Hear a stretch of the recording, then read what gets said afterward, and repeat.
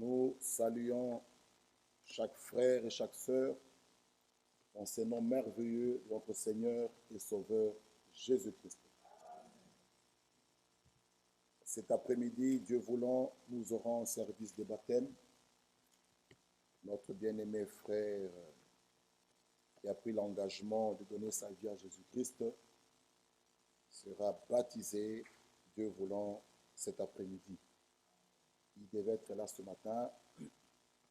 Sa maman veut aussi participer, assister, pour qu'il soit, pour que toute la famille puisse participer au baptême. Donc, je pense qu'ils doivent traduire pour eux.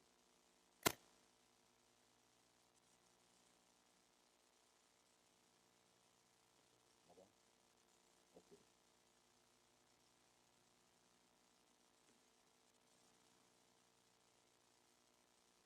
Le frère, il parle anglais. Et la famille, vous le connaissez, c'est le bien-aimé que Dieu vous bénisse. Donc, il doit suivre en anglais. Que notre Dieu soit loué. Comme je le disais, cet après-midi, nous aurons baptême. Notre frère qui a accepté de donner sa vie au Seigneur Jésus-Christ sera baptisé cet après-midi. Je vous l'ai dit, il est Liban, c'est un Libanais. Jésus-Christ sauve encore aujourd'hui. De toute nation, de tout peuple, il sauve. Et sa maman veut être là. C'est pourquoi il devait être là ce matin. Ils seront au deuxième culte de l'après-midi.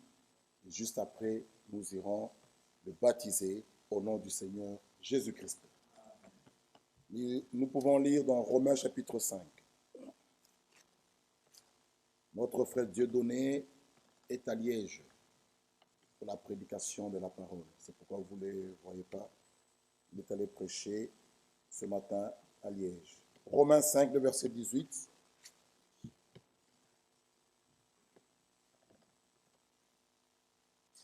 Romains 5, 18.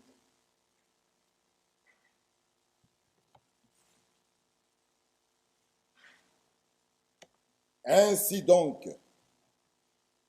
comme par une seule offense, la condamnation a atteint tous les hommes, de même par un seul acte de justice, la justification qui donne la vie s'étend à tous les hommes. Car, comme par la désobéissance d'un seul homme, beaucoup ont été rendus pécheurs, de même par l'obéissance d'un seul, beaucoup seront rendus justes. Amen. Nous pouvons nous asseoir. Que Dieu nous bénisse. Nous avons terminé avec notre sujet que nous avons vu au cours de la semaine, de parler sur ce sujet quand j'ai réfléchi à mes voix. Nous avons montré que l'issue des voix des hommes, c'est vraiment son issue, c'est la mort. Nous pouvons lire cela dans Proverbe. Proverbe 16. Proverbe chapitre 16. Non, Proverbe 14, le verset 12. Proverbe 14, verset 12. Telle voie paraît droite à un homme, mais son issue, c'est la voie de la mort. La voie de l'homme peut paraître droite, mais son issue, c'est la mort. Les voies de Dieu sont au-dessus de nos voies. Les pensées de Dieu sont au-dessus de nos pensées. Ses voies sont justes. Les voies de Dieu sont parfaites. Les voies de Dieu sont agréables. Les voies de Dieu sont saintes. Ah, et l'Écriture dit, telle voie paraît droite à un homme, mais son issue, c'est la voie de la mort. Ah, l'homme sans Christ n'est rien. Même les voies sur lesquelles l'homme marche, son issue, c'est la mort. C'est pourquoi nous avons besoin de Dieu. Nous avons besoin de Dieu. Mes bien-aimés frères, que chacun ce matin puisse faire un examen de conscience, puisse faire un inventaire, de regarder sur les voies sur lesquelles il marche. Si ce sont tes propres voies, oh, abandonne-les. Parce que son issue, c'est la mort. Tu peux penser que les voies sur lesquelles tu es tu es populaire, les gens t'aiment bien, tu fumes, tu bois, tu marches dans les voies des hommes, dans les plaisirs du monde. Et lisons un peu Timothée. Timothée. Regardez les voies des hommes.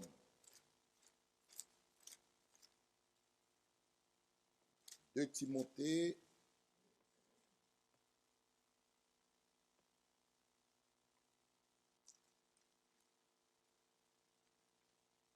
Ah, regardez.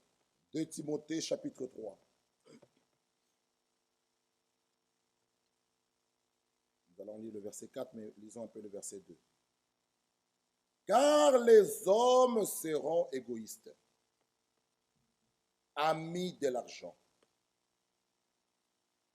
fanfarons, hautains, blasphémateurs, rebelles à leurs parents, ingrats, irréligieux, insensibles, déloyaux, calomniateurs, intempérants, cruels, ennemis des gens de bien, traîtres, emportés, enflés d'orgueil, aimant le plaisir plus que Dieu. Ah, on aime le plaisir plus que Dieu. L'issue de cette voie, c'est la mort. Lorsque nous mettons le monde, même notre propre vie, au numéro 1, nous aimons notre propre vie plus que Dieu, nous serons un jour déçus. Parce que ce corps dans lequel nous nous trouvons, c'est un corps d'humiliation. Ce corps où tu t'enorgueillis, tu te crois la plus belle, oh le plus beau, oh le plus fort, c'est bien. Ce même corps, un jour, va te trahir. Nous voyons des personnes qui marchaient comme toi et moi. Un jour, ils ont commis un accident, ou bien on déclare que nous avons trouvé le cancer. D'un coup se pose des questions. Comment cela se fait-il? Hier, j'étais bien. Mais c'est le corps d'humiliation. C'est le corps d'humiliation. Ça ne sert à rien de t'enorgueillir. Ça ne sert à rien de faire des caprices. Non, c'est un corps d'humiliation. Tu es bien aujourd'hui. On déclare que ce n'est pas possible. Cet homme, il lui reste peu de... Mais comment ça se passe? Hier, il était bien. Mais juste la nuit, il avait mal ici. On découvre, il y a un tumeur. Ça, c'est le corps d'humiliation. Ça ne sert à rien. Ça ne sert à rien, mes bien-aimés frères. L'issue, c'est la mort. Nous venons de lire. Déjà, par travers notre naissance, nous venons au monde, dans ce monde pécheur, condamné. L'issue, c'est la mort. Job 14 le dit, l'homme naît de la femme. Sa vie est courte, sans cesse agitée. que tu le veuilles ou pas, ton issue, c'est la mort. Ça doit nous réveiller. Regardez. L'enfant d'un esclave, c'est le père qui a été vendu esclave. Il a été vendu esclave. Là où il est, avec sa femme, il se marie, ils sont là-bas. Ils mettent au monde un enfant. Cet enfant sera aussi esclave, n'est-ce pas? Mais l'enfant naît innocent. Mais son père est esclave, l'enfant aussi devient esclave. Innocent qu'il est. Ce n'est pas l'enfant qu'on avait vendu. On avait vendu son père. Mais son père, qui est esclave, son enfant aussi devient esclave. L'enfant d'un roi, mais prince.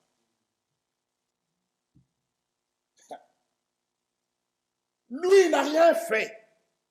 Le fait de naître dans cette famille royale, le fait de naître de cet homme-là qui est roi, il est né prince. Même s'il est infirme, ça ne dépend pas de ce qu'il est. Ça dépend de la famille où il est né. Il est né prince. C'est pourquoi Job 14 nous montre que l'homme né de la femme, l'homme né de la femme, tous, nous sommes dans cette salle, que tu sois prophète ou grand prédicateur, tu es né d'un rapport d'un homme et d'une femme. Ta vie est sans cesse agitée. Son issue, c'est la mort. Tous, tout le monde dans cette salle. Personne ne peut s'enorgueillir. Personne. Tous condamnés. Nous n'étions pas au jardin d'Éden. Nous n'étions pas là. Mais nous sommes nés, nous venons d'Adam, tous ce matin. Condamnés. Notre issue, c'est la mort. C'est ça la voie, les voies sur lesquelles les hommes marchent. Ça paraît beau, ça paraît bien, mais son issue, c'est la mort. Si nous avons cette réflexion même ce matin, nous allons arrêter cette haute opinion que nous avons. Vouloir nous voir plus supérieurs que l'autre. Tu n'es pas supérieur que l'autre. Tu es né aussi de la femme. Relation d'un homme et d'une femme. Tu n'es pas supérieur. Un seul lait. C'est pourquoi Apocalypse 5. Oh, le cantique de l'agneau, qui est digne de prendre le livre. Seul Jésus. Ah, c'est pourquoi laisse regarder ta sœur comme étant elle n'existe pas. Tu es né de la femme comme elle. Tu es zéro. Si nous avons ce regard-là, nous n'allons plus faire des caprices et des fiers dans ce corps. Parce que nous sommes tous nés de la femme. Tous. Tous. Il fallait qu'il y ait un père et une mère. Alors nous sommes rien par notre naissance. Notre vie est sans cesse agitée, née pour souffrir. C'est ce qui est écrit. Tu dors bien, tu te réveilles, mal au dos. Mais hier tu étais bien. Tu dors, tu te réveilles, mal à la tête. Oui, corps d'humiliation. Il n'y a rien. Arrêtez. C'est vrai, tu as 18 ans, tu as 20 ans. Tu penses que tu es encore un gentleman, mais sache que ton issue, c'est la mort. De l'homme qui est né de la femme. Cet homme n'a pas la vie éternelle. Il n'y a rien, il n'y a rien, il n'y a rien, il n'y a rien. Il n'y a pas la vie éternelle. Il n'y a rien, il n'y a rien. L'issue, c'est pourquoi, mes bien-aimés frères, abandonnons nos voies. Abandonnons nos voies. Être orgueilleux. Tu te crois supérieur que les autres. Tu te crois... Non, abandonnons nos voies. Aimons Dieu. Marchons dans ses voies. Ses voies sont parfaites. Ses voies sont justes. Ses voies sont agréables. Ses voies sont saintes. Ses voies sont pures. Ses voies sont droites. Ses voies, vont nous amener dans l'éternité. Ah, abandonnons nos voies. Il n'y a rien de bon. Rien. Tu peux avoir des licences, des diplômes, tu es médecin, tu es ingénieur, c'est bien. Ton issue, c'est la mort. Tu peux t'enorgueillir de toutes ces choses. Mais si tu n'as pas Christ avec toi, ton issue, c'est la mort. Lisons Job 14. Job 14.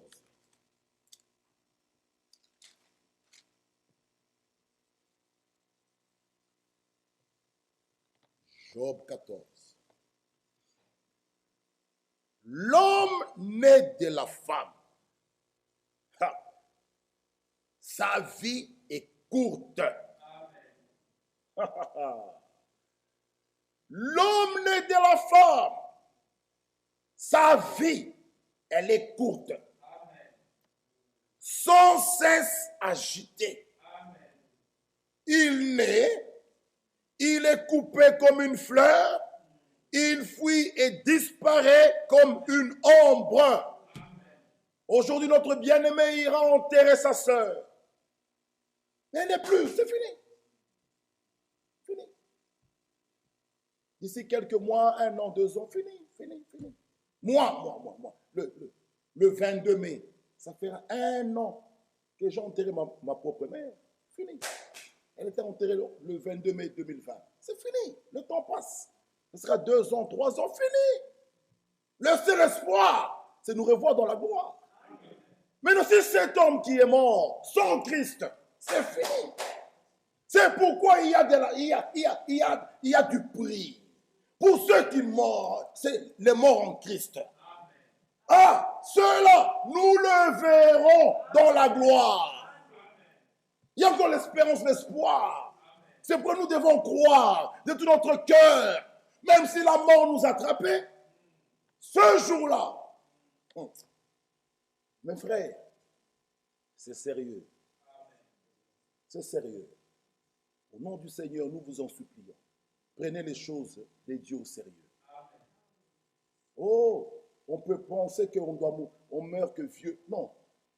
Tous nos jours sont inscrits dans son livre. Tu ne sais pas quand est-ce que cela va t'arriver. Alors mettons nos vies en ordre.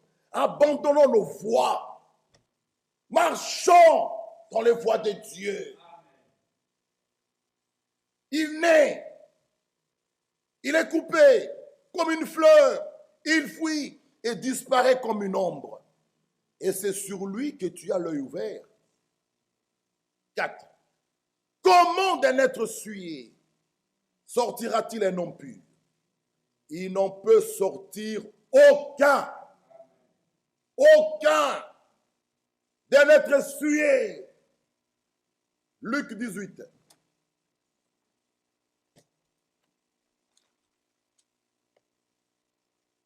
Voyons un peu Luc 18. C'est Marc.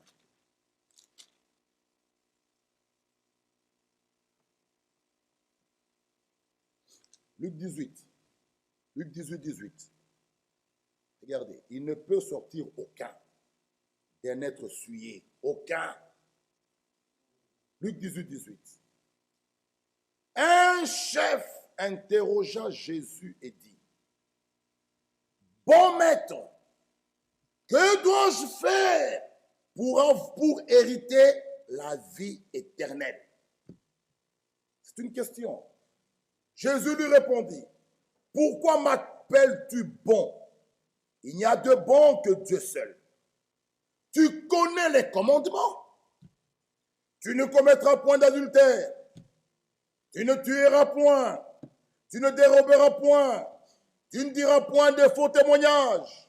Honore ton père et ta mère. Dit-il, observé toutes ces choses dès ma jeunesse. Donc le jeune homme répond à Jésus, toutes ces choses, honorer son père, n'est pas commettre adultère, n'est pas dérober, mais je les ai observés dès ma jeunesse. Mais il a constaté qu'il lui manquait la chose essentielle. Il n'avait pas la vie éternelle. Frère, la vie éternelle, ce n'est pas par vos bonnes œuvres. La vie éternelle, quiconque croit au Seigneur Jésus, sincèrement est sauvé, il a la vie éternelle. L'homme né de la femme, sa vie est courte. Malgré vos bonnes œuvres, ce n'est pas ça le salut. Tu peux t'allonger, tu es juste, c'est bien. Mais tu dois placer ta foi dans l'œuvre accomplie au bois du calvaire. Ce jeune homme était correct. Ce jeune homme était juste. Mais il n'avait pas la vie éternelle. Quiconque est né de Dieu a la vie éternelle. La vie éternelle, c'est la vie de Dieu. Ah! Mais ce jeune homme, né de la femme,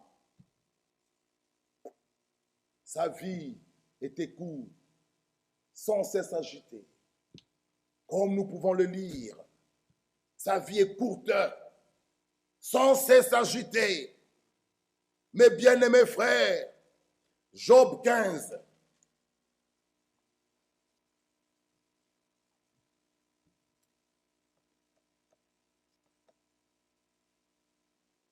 le verset 14. Job 15, 14. Qu'est-ce que l'homme pour qu'il soit pur? Celui qui est né de la femme, peut-il être juste?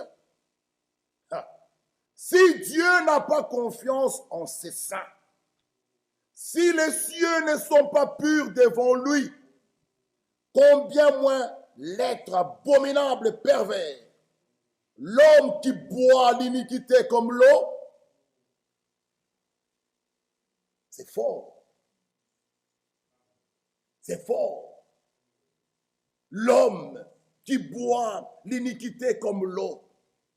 Mes frères bien-aimés, c'est pourquoi la condamnation de l'homme rendait sa justification nécessaire. Il était condamné. Relisons Romains. Relisons Romains.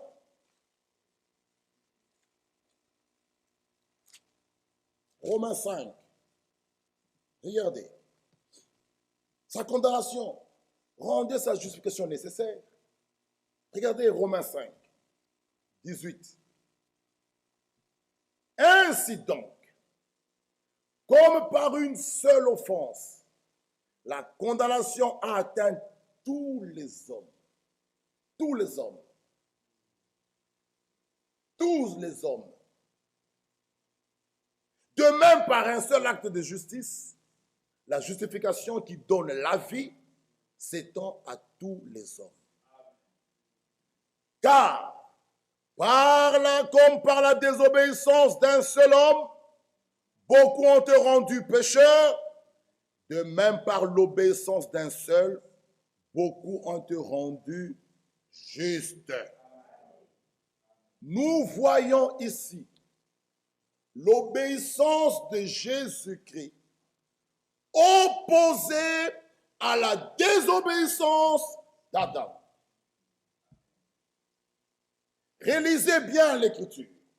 On nous parle de la désobéissance d'un seul homme qui est Adam, et on nous montre l'obéissance d'un seul, notre Seigneur Jésus-Christ.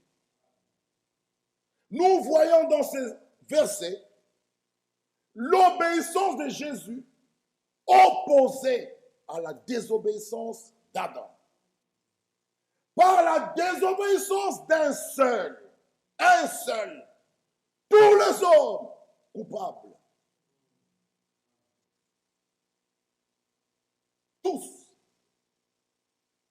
Tous les hommes. Mais par l'obéissance d'un seul, frère, nous qui étions perdus, relisons le verset 19. Par la désobéissance d'un seul homme, beaucoup ont été rendus pécheurs. Pécheurs. De même, par l'obéissance d'un seul, beaucoup seront rendus justes. Voilà pourquoi, bien-aimés frères, lisons un peu 2 Corinthiens 5. 2 Corinthiens 5, 19. Oh.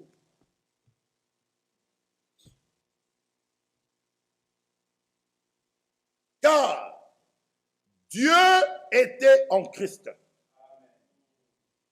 réconciliant le monde avec lui-même, en n'imputant point aux hommes leurs offenses, et il a mis en nous la parole de la réconciliation.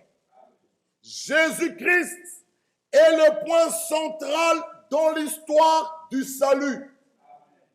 En rapport avec la réconciliation, il est appelé agneau de Dieu. Jean 1, 29. Lisez avec moi. Jean 1, le verset 29. L'évangile du royaume. Ah, la bonne nouvelle.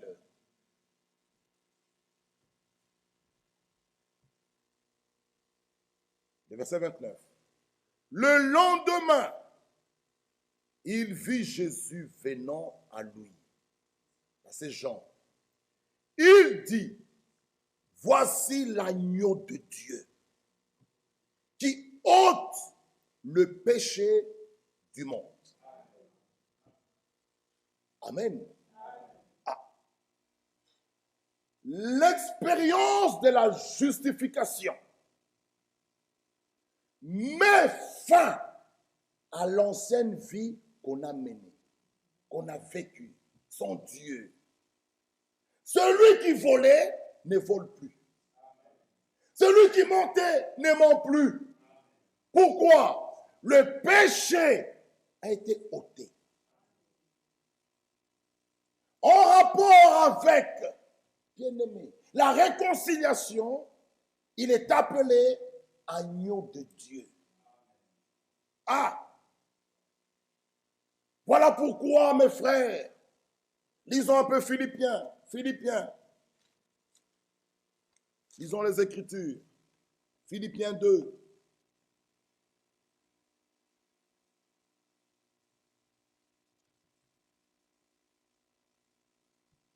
On nous parle de... Nous avons montré quelque chose dans Romains, l'obéissance de Jésus opposée à la désobéissance d'Adam. Regardez ce que Philippiens nous dit aussi. Chapitre 2, versets 7 à 8. Mais il s'est dépouillé lui-même en prenant une forme de serviteur, en devenant semblable aux hommes. Il a paru comme un vrai homme. Il s'est humilié lui-même, se rendant obéissant jusqu'à la mort, même jusqu'à la mort de la croix. Ah! Il s'est rendu obéissant jusque même à la mort de la croix. 1 Corinthiens 15. 1 Corinthiens 15. 48.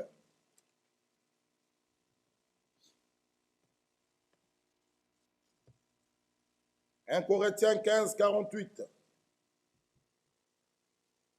Tel est le terrestre, tels sont aussi les terrestres.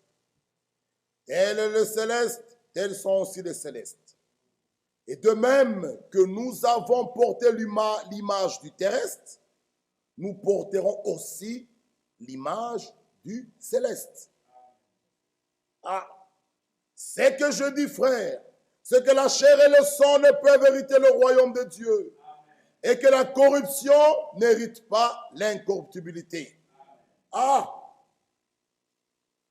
par notre naissance terrestre, nous portons l'image du terrestre. Ah, nous portons l'image du terrestre.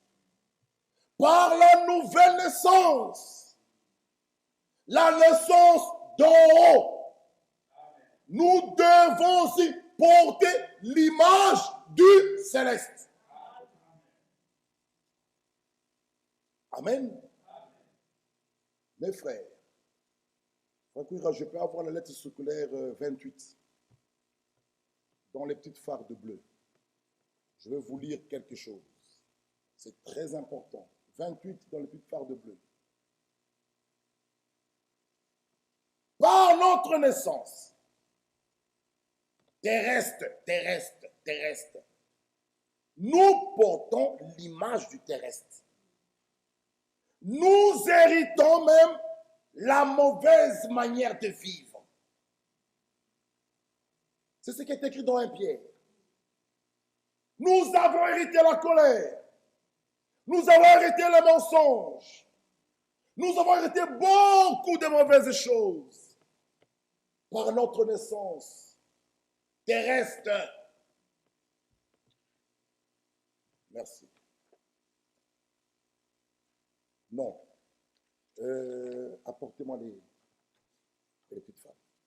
Par la naissance céleste, nous portons aussi l'image du céleste. Relisons le verset 48. Tel est le terrestre, tels sont aussi les terrestres. Tu ne sais pas échapper à cela. L'écriture continue. Tel est le céleste, tels sont aussi les célestes. Merci.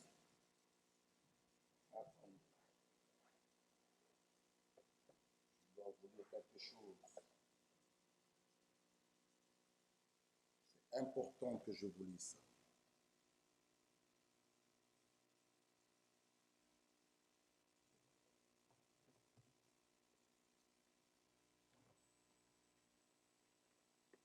Que Dieu nous aide, frère.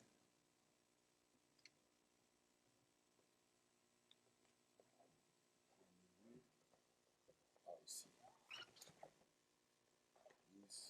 Ici. Ouais. C'est la 23. Nous parlons du céleste. Amen. Bon. Nous allons lire ici. Hébreux 13, 20 à 21. La circulaire 23, octobre 80. Il dit ceci. Qu'est le Dieu de paix qui a ramené d'entre les morts le grand berger des brebis par le sang d'une alliance éternelle, notre Seigneur Jésus vous rende capable de toute bonne œuvre pour l'accomplissement de sa volonté et fasse en vous ce qui lui est agréable par Jésus-Christ, auquel soit la gloire au siècle des siècles. Amen. Maintenant, il dit ceci.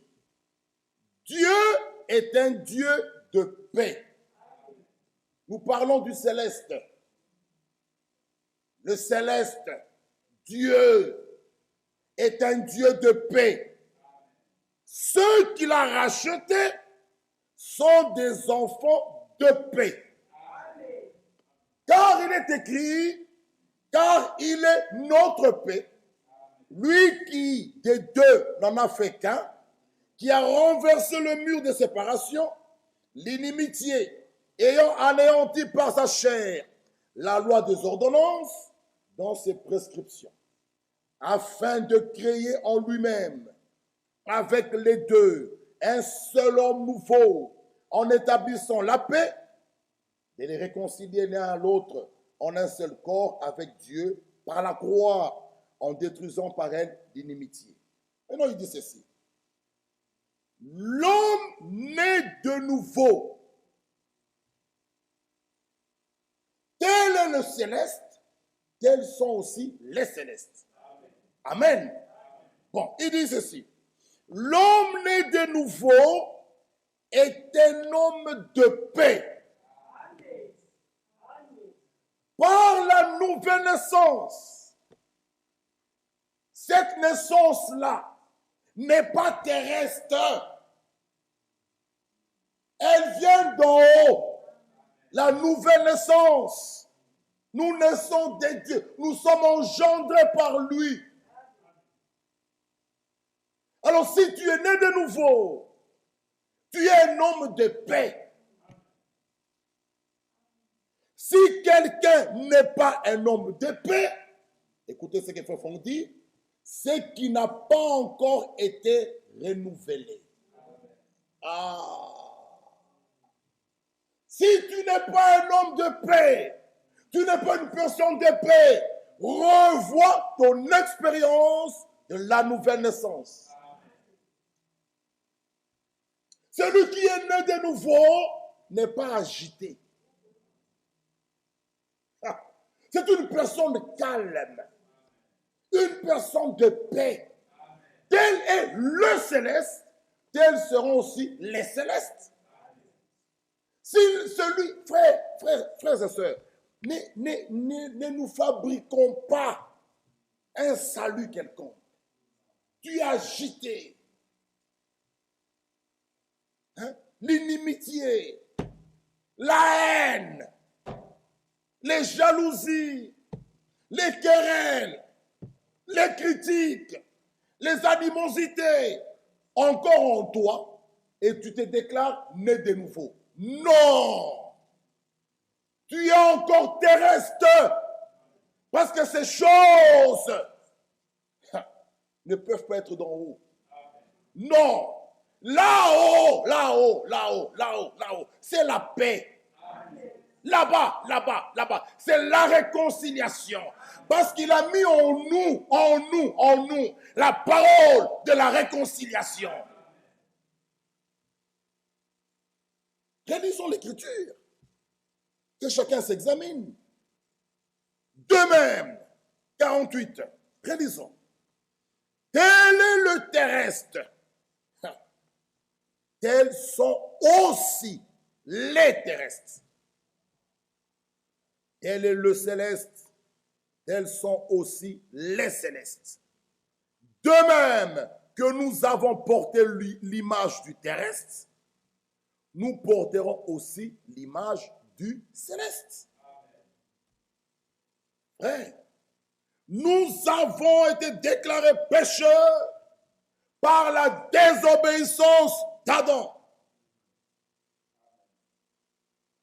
Nous avons été déclarés pécheurs.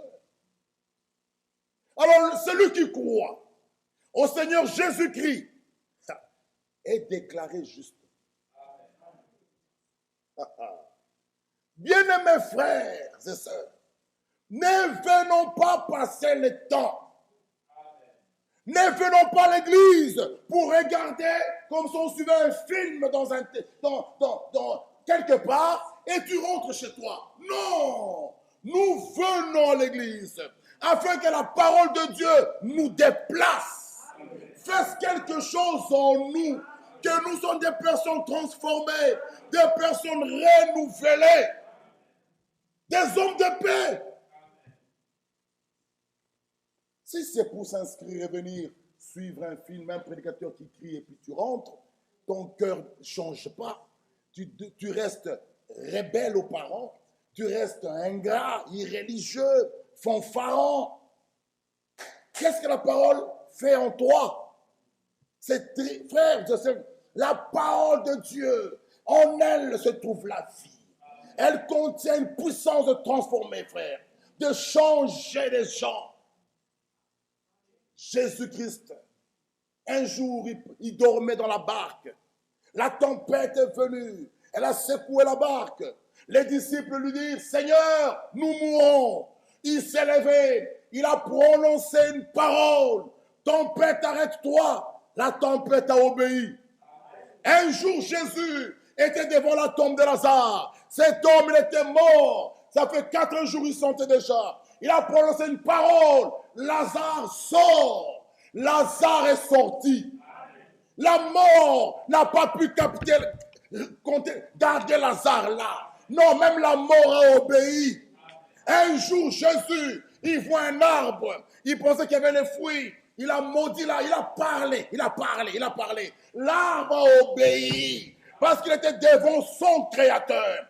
Combien a plus devant toi sa fille et son fils? Il te parle nuit et jour. Sa parole n'a pas d'effet en toi.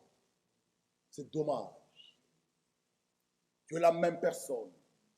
Têtu. Tu marches toujours dans tes voies. Tu es toujours rebelle. Toujours une femme insoumise. Un mari brigand qui fait souffrir sa femme. Les enfants rebelles. Mais non. La parole de Dieu doit avoir, frères et sœurs, lorsque nous prenons la parole, elle vient, la parole sort. Elle agira en vous qui croyez. La parole de Dieu doit, frères et sœurs, doit faire quelque chose en nous.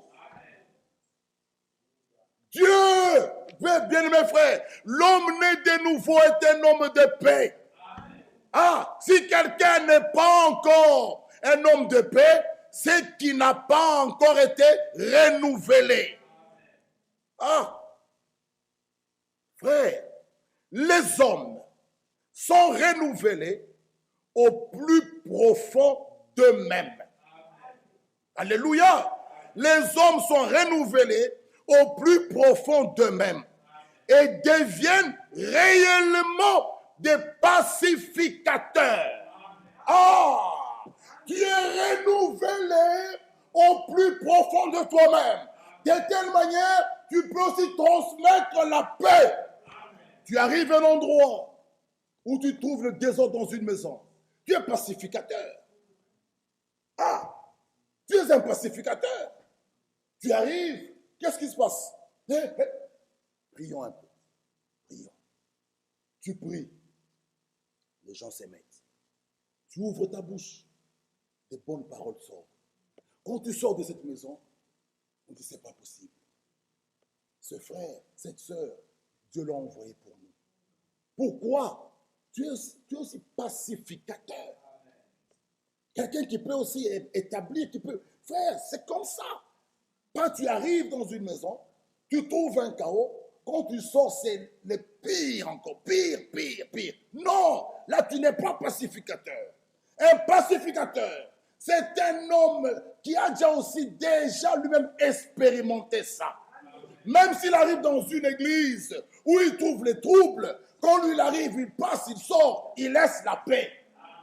C'est comme ça, bien-aimés frères. Soyons des personnes. Réalisons. Les hommes sont renouvelés au plus profond d'eux-mêmes. Au plus profond d'eux-mêmes. De telle manière, ces hommes-là deviennent réellement des pacificateurs. Nous qui sommes réconciliés avec Dieu, nous pouvons nous glorifier de la grâce qui triomphe du jugement. La question de notre dette a été une fois pour toutes clarifiée, car toutes nos fautes ont été placées sur lui. Il s'est chargé de nos péchés, de nos maladies. Il est notre paix et notre réconciliation. Mes bien-aimés frères, que chacun s'examine si réellement tu es né d'en haut? C'est ça la question. Ça veut dire, tu dois te renouveler au plus profond de toi-même. Et tu deviens pacificateur. Ah. Mes frères et sœurs, faisons quand même un pas. Regardez 3 Jean.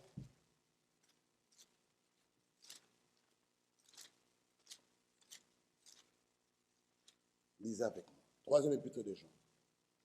Le verset 4.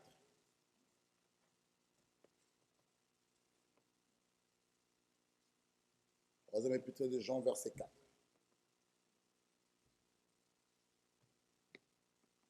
Je n'ai pas de plus grande joie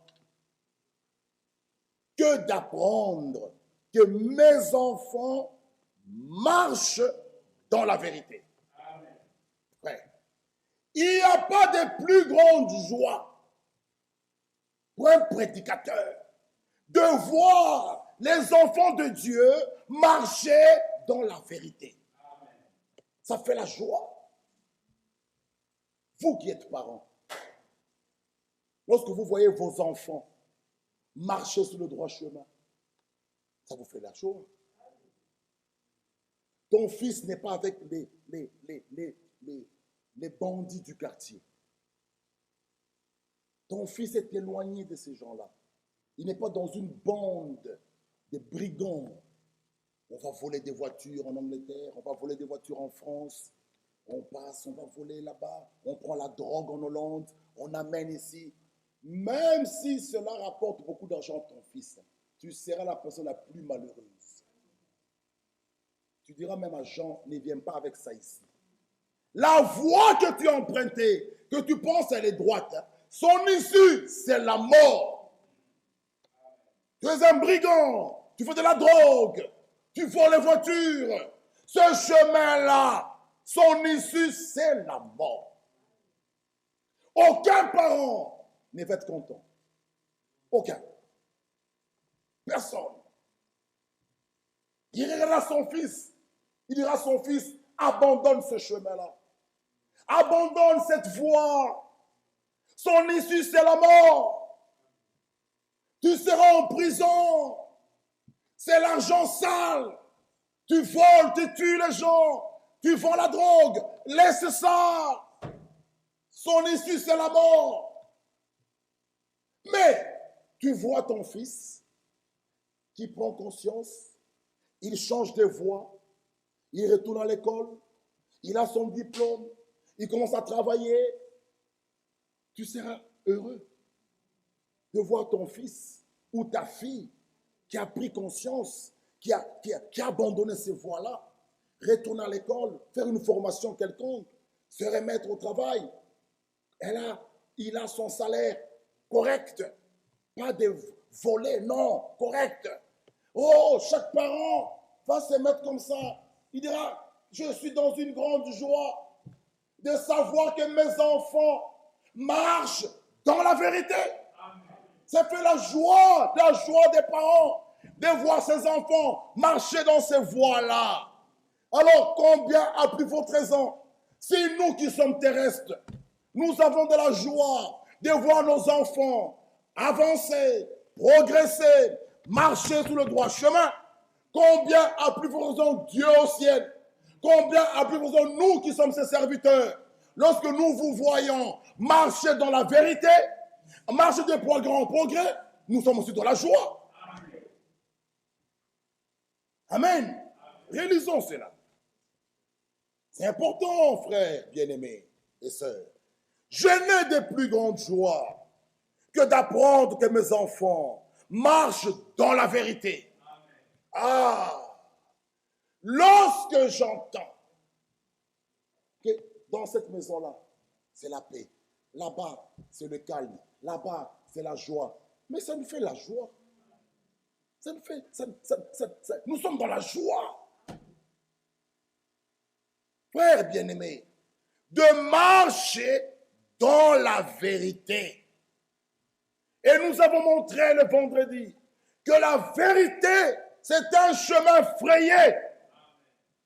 Ésaïe 30, verset 21, nous dit, tes oreilles entendront. Quelqu'un dira, voici le chemin. Marchez-y. Bien-aimés frères, pas voici un prophète ou voici une église. Voici le chemin. Marchez-y. Et Jésus dit, je suis le chemin, la vérité et la vie. Quiconque croit en moi vivra. Jean 5, lisons. Lisons Jean chapitre 5. Oh, l'écriture est partie. C'est Jean 5.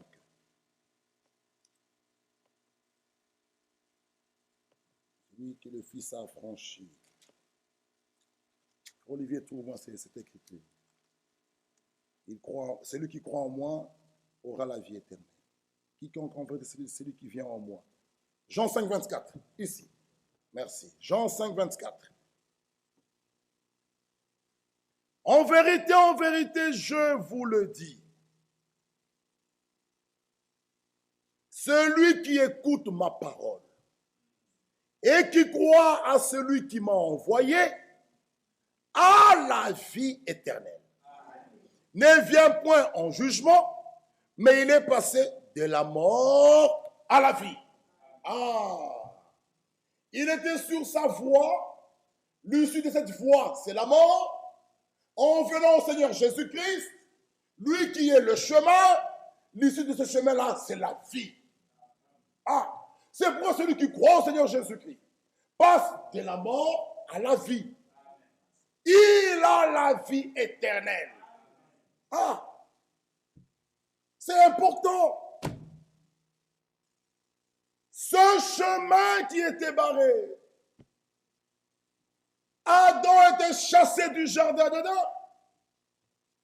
Par Jésus-Christ, Dieu nous a ramenés et il a ouvert pour nous ce chemin qui nous amène au paradis. Par Jésus-Christ. Lisons Luc 23. Regardez avec moi. Ça a commencé là. Regardez. L'homme était chassé du jardin d'Éden. Par Jésus-Christ, Dieu a rappelé à lui les hommes en leur ouvrant ce chemin, l'entrée au paradis. Par Jésus-Christ. Pas par une église. Par Jésus-Christ.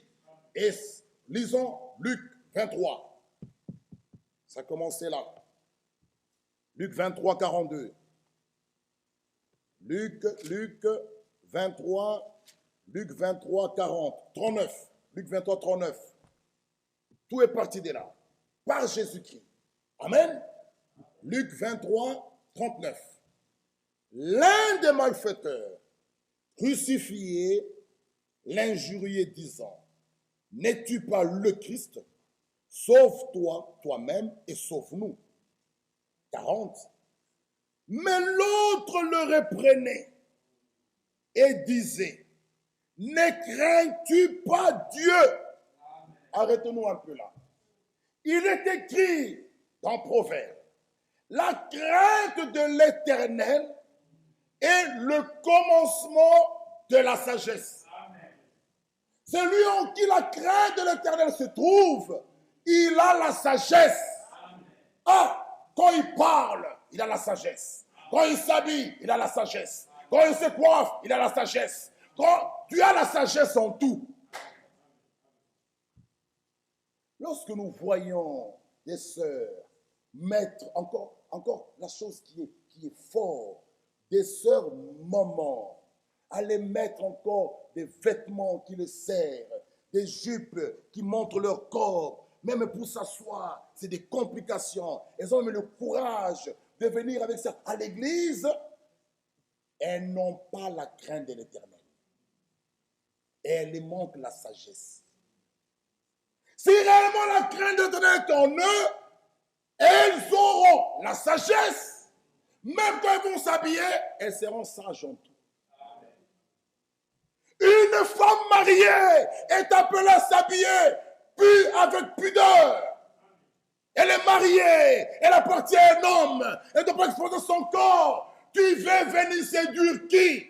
Tu es sur la voie de la prostituée. La voix qu'on n'a pas parlé. Nous allons parler de la voix de Caïn, la voix de Balaam, la voix de Corée, la voix de la vérité. Il y a aussi la voix de la prostituée. Lisez ça dans Proverbe. Dieu voulant, on parlera de ça. Tu es sur quelle voie? Tu es marié, mère des enfants. Qu'est-ce que tu vas apprendre à ta fille? Qu'est-ce que tu vas apprendre à ta fille? Déjà, toi, femme mariée, tu viens à l'église comme si tu... Non, tu n'as pas la crainte.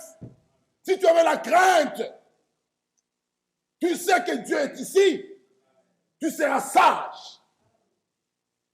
Sage. On n'a plus à t'exhorter. Non. Si la sagesse là est en toi, on n'aura plus à vous exhorter. Lorsque tu ouvriras ta garde-robe, tu as cette sagesse-là en toi. Non, ça c'est pas bon. Ça c'est pas bon. Il n'y aura plus de policiers derrière. Mais bien aimés frères et sœurs, marchez dans la vérité. Des progrès en progrès.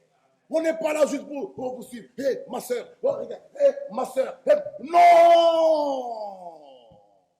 La crainte de l'Éternel est le commencement de la sagesse. Et son esprit nous remplit d'amour, de force et de sagesse. Tu es sage, ma soeur. Non. Oh, ma soeur. Non. Il n'y a plus, il n'y a plus. Parce qu'en toi, la sagesse divine, la sagesse d'en haut est en toi. Tu es sage. Les vierges sages. Qui leur avait dit de prendre l'huile des réserves? Qui? Les 10 étaient vierges. 5 folles, 5 sages. Toutes les 10 le l'ont allumé. Mais les sages, la sagesse qui est en eux, leur ont conduit de prendre l'huile des réserves. Personne n'est allé dire à ces sages, prenez l'huile des réserves. Prenez. Non, elles étaient sages. Et la sagesse de Dieu te conduira que dans sa parole. Que sa lampe, la lampe ici, l'huile va diminuer, elle va s'éteindre. Pour la rallumer, qu'est-ce qu'il faut? Encore d'huile. Ah, je suis sage, il faut prendre l'huile des réserves. Les folles, non. Elles sont vierges, mais folles. Elles ont allumé, pensant que l'huile... Mais quand cette mèche brûle, l'huile fait quoi? Diminue. Mais leur folie n'a pas pu capter que mais quand l'huile va diminuer, il n'y aura plus d'huile. Mais ça va s'éteindre. Mais les sages, la sagesse leur a montré que mais l'huile va diminuer. Mais quand l'huile va diminuer, la mèche va s'éteindre. Pour réallumer la mèche, pour continuer la route, la marche, il faut encore réallumer la mèche. Pour rallumer la mèche, il faut l'huile des réserves. Ah, elles sont parties. Elles ont pris l'huile des réserves. Vous voyez que la sagesse est capitale. La sagesse. On te dit, mais cette jupe, elle est bien. Ok. Mais quand tu vas t'asseoir, comment ça sera? Ça sera des gymnastiques. Ah, okay. La sagesse. Pas un diacre, pas un pasteur. La sagesse en toi. Mais lorsque vous voyez ça, c'est manque de sagesse. Tu es que sous la voie de la prostituée. Quand tu viens à l'église comme ça, c'est quand même à l'église. C'est quand même à l'église. C'est quand même à l'église, mes frères et sœurs, c'est quand même à l'église. Que Dieu nous révèle ça. Et l'Écriture nous dit, ne crains-tu pas Dieu? Toi qui subis la même condamnation. Pour nous, frère, un enfant de Dieu devant la parole. Au commencement était la parole. La parole était avec Dieu. La parole était Dieu. Lorsque la parole sort, il se voit pécheur. Il dit pour nous, c'est justice. Nous méritons ça. Nous méritons ça. Mais pas lui. Nous méritons ça. mais car nous recevons ce qu'ont mérité nos crimes. Nous méritons la mort. Mais celui-ci n'a rien fait de mal. Là, c'est un brigand en train de prêcher à son ami brigand, en train de lui montrer que nous méritons la mort. L'âme qui pêche, c'est celle qui mourra. Nous méritons ça. Lui ne mérite pas. Il n'a rien fait de mal. Il regarde Jésus. Il dit, souviens-toi de moi quand tu viendras dans ton règne. Ce jour-là, par Jésus-Christ, Dieu a rappelé à lui. Il a ouvert ce chemin qui était barré par Jésus. Ce chemin s'est ouvert. Ce bandit-là s'est retrouvé ce jour-là au paradis. Frère, par Jésus-Christ, il nous dit, souviens-toi de moi quand tu viendras dans ton règne. Jésus lui répondit, je te le dis, en vérité, frère, tous les prophètes sont venus avec le ainsi dit l'Éternel. Ainsi dit l'Éternel. Mais Jésus, lui, est venu avec en vérité, je vous le dis. C'était lui, bien-aimé frère. Dieu manifeste en chair. C'était lui la vérité. Tous les hommes de Dieu, les prophètes sont venus avec ainsi dit le Seigneur. Mais lui, il dit en vérité, c'est moi la vérité. Frère, il dit en vérité, je te le dis, aujourd'hui, dans les affaires de Dieu, ne ramenez pas demain ce qu'on peut faire aujourd'hui. Jésus, il est le je suis. Pas le je serai, pas le j'étais. Non, il est le je suis. Il a dit à Marthe, aujourd'hui, pas demain. Marthe dit, je sais que mon frère ressuscitera. Il dit, je ne suis pas le je serai au futur. Je suis le je suis. Ton frère ressuscitera. Oh, il dit dans Luc, Jean 8, avant qu'Abraham fût, moi, je suis. Pas je serai, je suis. C'est le grand je suis. Il dit au voleur à la croix, pas quand je vais, pas quand, non. Aujourd'hui, je suis le je suis.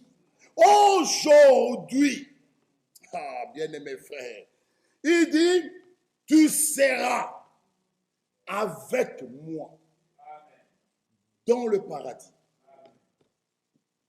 Cette route-là qui était barrée, lorsque l'homme a été chassé du jardin d'Éden, par Jésus-Christ, l'obéissance d'un seul, cette route qui était barrée, Hébreu nous dit, disons Hébreu 10, Hébreu 10, 20,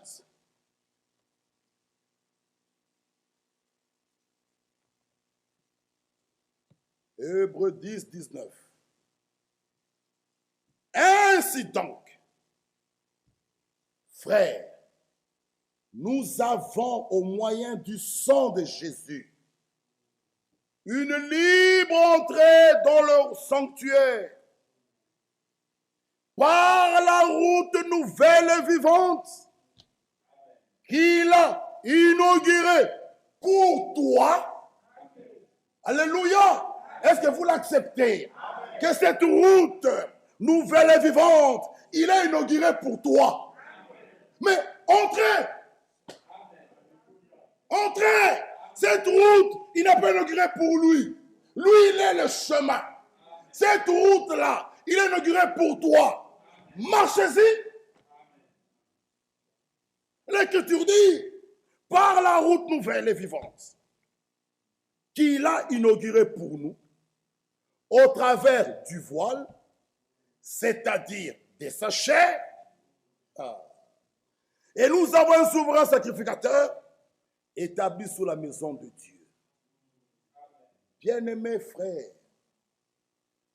nous l'avons dit, cette route a été inaugurée pour toi. Quelle joie! Quelle joie! Pourquoi encore demeurer sur notre chemin là, ce large qui mène à la perdition? Lui, il a inauguré pour nous une route nouvelle et vivante. Bien-aimés frères, ce jour-là à la croix, cela a été inauguré. Vous savez, on voit aujourd'hui des gens qui vont faire une route, ou bien ils vont construire une école. Après, il y a ce qu'on appelle le jour de l'inauguration. Ils vont mettre une bande devant, si c'est une bande rouge, après le bourgmestre va venir, ou bien le maire de la ville, je ne sais pas quoi, un ministre, il va venir, on lui donnera un ciseau, il va couper cette bande, ils vont prendre des verres, ils vont boire. On a inauguré. À partir de ce jour-là, cette route qui était barrée, parce qu'on était en train de faire l'entretien, on réparait la route, personne ne pouvait passer dessus. On a créé pour nous peut-être une petite route là, qui n'est pas bien. Mais ce jour-là, cette route qui était barrée est maintenant accessible à tout le monde. Mais maintenant, on te voit, toi, une belle route bien asphaltée, qui est bien placée. Mais toi, tu continues à faire la petite route là, qui, vraiment, on va dire, mais cet homme n'est pas normal. Il y a une nouvelle route ici, qu'on vient de mettre le macadam, qu'on vient d'asphalter. Pourquoi il ne passe pas là? Lui, il préfère aller là. On va te trouver anormal. Mais dans les choses de Dieu, même chose. Cette route qui nous a menés là, pareil, Adam chassé du jardin dedans. Personne ne pouvait même dire que bon, je vais aller là-bas. Tu vas aller comment? Jésus dit, nul ne vient au Père que par moi. C'est moi le chemin. Comment tu vas arriver là? Il te faut un guide qui va te montrer, pour arriver en Allemagne, voilà la route. Il te faut un guide. Aujourd'hui, gloire à Dieu, nous avons des GPS, même des cartes. Mais regardez dans le temps, il fallait peut-être un guide qui va te montrer le chemin pour arriver à Krefeld. Mais Jésus-Christ est ce chemin-là. Avant, tu allais arriver comment? Alors, par Jésus-Christ, cette route-là a été inaugurée. Bien-aimés frères, et ça a commencé ce jour-là avec le voleur à la croix. Il s'est trouvé au paradis. Aujourd'hui, c'est pourquoi, écoutez ceci. Dans l'Ancien Testament, tout celui qui mourait, il allait en bas, dans le paradis d'en bas, là, en bas, là. Lorsque Jésus est mort, il est allé dans les régions inférieures. Il arrive, il prend les clés de la mort et de ce jour de mort. Il arrache ces clés-là. Il dit, tu n'as plus besoin de ça. J'ai vaincu moi-même la mort. C'est pour nous disons, bien-aimés frères, la mort de Jésus et notre mort est différente. Lui, sa mort est une mort expiatoire. Sa mort, c'est la victoire sur la mort. C'est pour il a pris les clés de la mort et du séjour de mort. Il arriva là où était Adam. Il ouvre, il sort. Il trouve Job, il ouvre, il sort. Il trouve Daniel, il ouvre, il sort. Il trouve tous les saints de l'Ancien Testament. Il les a transportés dans les hauteurs. Il les a déposés au paradis d'en haut. Aujourd'hui, même si ta mère ou ton père ou ta soeur ou ton mari meurt, tu pries, comme on pouvait le voir dans l'Ancien Testament, et que tu nous dis qu'il est revenu, il n'est pas en haut. Bien-aimés frères, la mort de Jésus a inauguré pour nous. Sœurs, aujourd'hui, tout celui qui meurt en Christ, il monte. Amen. Au paradis d'en haut. Là, frère, là. Il a pris tous les saints de l'Ancien Testament. Amen. David, Samson, Jephthé, Gédéon, Esther, les Ruth, il les a pris. Ève, Adam, les Jacob, les Joseph. Joseph disait, mais ne laissez même pas maison ici. Je sais qu'il viendra. Lorsque le Shiloh viendra, prenez maison, ramenez-le dans le pays promis. C'est là où il viendra nous visiter. Il les a pris. Il commence à monter avec. Et on a poussé un cri. Porte, ouvrez vos linteaux. Il est en train de venir. Bien-aimés frères, Jésus a vaincu. C'est pourquoi Apocalypse 5 peut être chanté. Le cantique de l'agneau. Tu es digne de prendre le livre, de l'ouvrir. Lisons cela. Lisons cela. Le cantique de Moïse et le cantique de l'agneau. Oh, dans l'Apocalypse 15, là nous pouvons voir, Apocalypse 15, le verset 3, il chantait le cantique de Moïse, le serviteur de Dieu. Nous avons montré que ce cantique de Moïse, vous pouvez le lire, le chanter, le voir dans Exode 15. Quand ce cantique de Moïse a été chanté, lorsqu'ils ont vu la grande victoire de Dieu sur ses ennemis. Frère, lorsque l'Éternel a combattu pour eux, ce jour-là, l'homme, lui, il faisait que marcher. Celui qui combattait, c'était l'Éternel. Il part devant, il vient derrière. La nuée, là-bas c'est sombre, là-bas il est clair. Après il retourne. Vous, il vous dit, marchez seulement. Toi, marche seulement, frère. Frère bien-aimé, la famille qui te combat, les amis qui te combattent, laisse l'Éternel combattre pour toi. Celui qui ira, il va faire, il va être pour toi un bouclier. Il va les défendre, Moïse, lui, et le peuple ne faisaient qu'une chose, marcher. Alléluia. Et lui, il était là. Il dit, allez-y. Et il va. Après, il est clair. C'est les Égyptiens, la nuit. Mais qu'est-ce qu'ils ont? On ne voit plus rien. Là-bas, la lumière, le jour, ça éclairé. Ils pouvaient marcher. Ils sont en train de marcher. Ils partent. Maintenant, Moïse, il arrive, il entre, il sort. Maintenant, ils entrent. Pharaon avec son armée. Qu'est-ce qu'il fait? Il rend la marche difficile. Ce message appartient uniquement aux élus. Celui qui va venir suivre, il trouvera la marche difficile. Il y a la loi, il y a des commandements. On nous exige, on nous dit ça. Non, pour un élu, la marche est facile. Parce que les commandements du Seigneur ne sont pas pénibles. Pour eux, là où même les vieux sont passés. Mais pour les Égyptiens, la marche est devenue difficile. Les roues commencent à sauter. Eh bien, qu'est-ce qui se passe? Les roues sortent. Les roues sautent. Eh bien, qu'est-ce qui se passe? Oui, ce chemin-là, pour les racheter seuls. Nul impur n'y passera. C'est pourquoi, mes frères, avant l'enlèvement, tous les méchants ne resteront pas ici. Non, non et non. Ils entrent. L'Éternel dit, ce chemin n'est pas pour eux. Oh, le message, oh, c'est la loi, et tout ça. C'est pas pour toi. Après, qu'est-ce qu'ils font? Ils sortent. Jean dit, s'ils sont sortis, ils ne sont pas des nôtres. Pourquoi vous vous tracassez? Pourquoi? Ce message est destiné uniquement aux élus. C'est comme une lettre d'amour qu'un mari envoie à sa femme.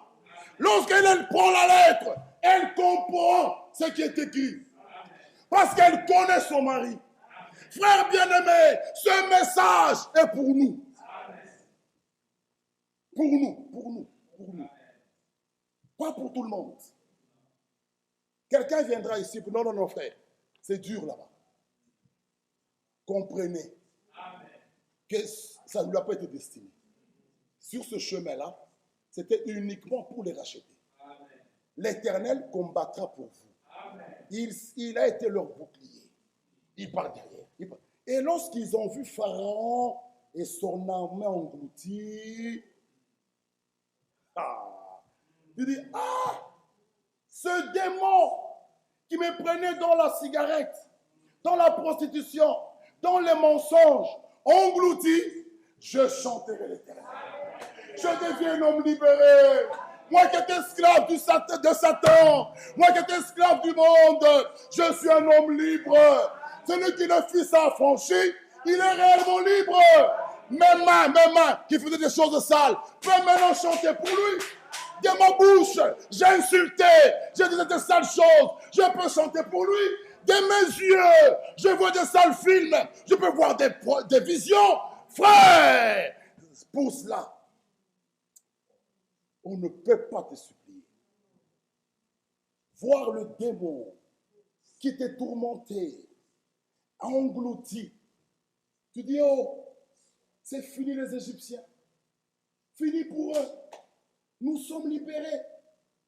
Oh, frère, ça, ils ont commencé à chanter. C'est ce qu'on nous parle ici, le cantique de Moïse. Exode 15. Et on nous parle le cantique de l'agneau. Le cantique de l'agneau. Nous le trouvons dans Apocalypse 5. Allons chanter ce cantique de l'agneau. Oh, bien-aimés frères et sœurs. Allons, lisons le verset 9 ensemble. 9, 13, 9 jusqu'à 13. 14. Allons-y, le cantique 5, chapitre 5, verset 9. Il chantait un cantique nouveau en disant, lisez avec moi, tu es digne de prendre le livre, d'en ouvrir les sceaux, car tu as été immolé, tu as racheté pour Dieu, par ton sang, des hommes, de toutes tribus, de toutes langues, de tout peuple et de toutes nations. Tu as fait d'eux un royaume et des sacrificateurs pour notre Dieu. Ils régneront sur la terre. Je regardais, j'entendis la voix de beaucoup d'anges autour du trône et des êtres vivants et des vieillards.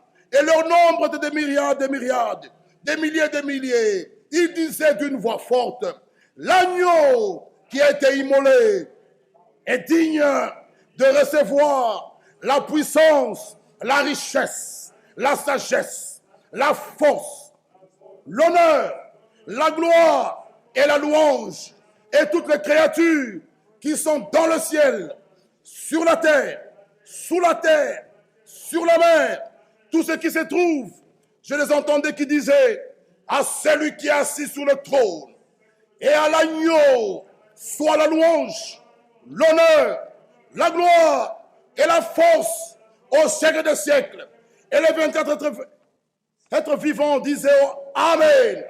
Et les vieillards se prosternèrent et adorèrent. Alléluia. Il est digne, l'agneau de Dieu qui ôte le péché du monde.